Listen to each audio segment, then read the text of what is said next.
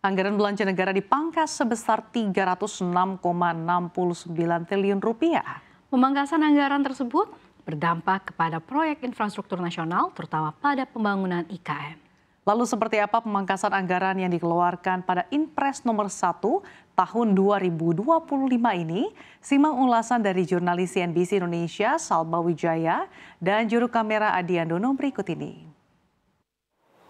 Ya pemirsa, memang pada Rabu 22 Januari 2025 lalu, Presiden Prabowo Subianto mengeluarkan instruksi Presiden nomor 1 2025 yang ditandatangani pada Rabu kemarin, yakni memangkas anggaran belanja kementerian atau lembaga hingga transfer ke daerah sebesar 306,69 triliun rupiah. Adapun efisiensi tersebut dimulai dari kementerian dan lembaga sebesar 256,1 triliun rupiah, sedangkan untuk transfer ke daerah atau TKD senilai 50,59 triliun rupiah. Penghematan ini setara dengan sekitar 8,4% dari total belanja negara dalam APBN 2025 yang mencapai 3.621,3 triliun rupiah.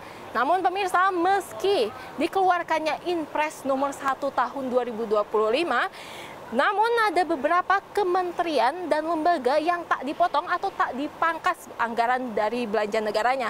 Yakni yang kami highlight dimulai dari Kementerian Pertahanan yang tetap di angka 166 triliun rupiah, Kepolisian RI 126 triliun rupiah, DPR atau Dewan Perwakilan Rakyat sebesar 6,6 triliun rupiah, dan Badan Gizi Nasional yang tetap di angka 71 triliun rupiah.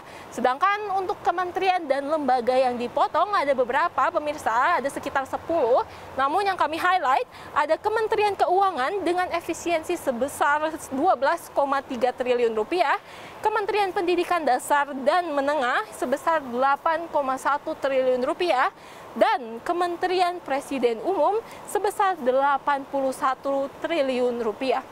Jika kita lihat pemirsa, dari Kementerian Pekerjaan Umum atau Kementerian PU ini dipangkas hampir mencapai 80% pemirsa dari yang sebelumnya anggarannya sekitar 110 triliun rupiah menjadi sekitar 26 triliun rupiah.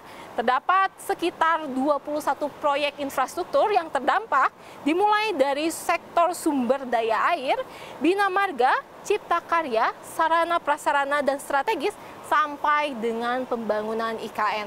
Dan pada Kamis kemarin 6 Februari 2025, Menteri Pekerjaan Umum yakni Dodi Hanggodo mengungkapkan usai rapat kerjanya dengan Komisi 5 bahwa pembangunan IKN belum ada progresnya karena masih diblokir anggarannya pemirsa.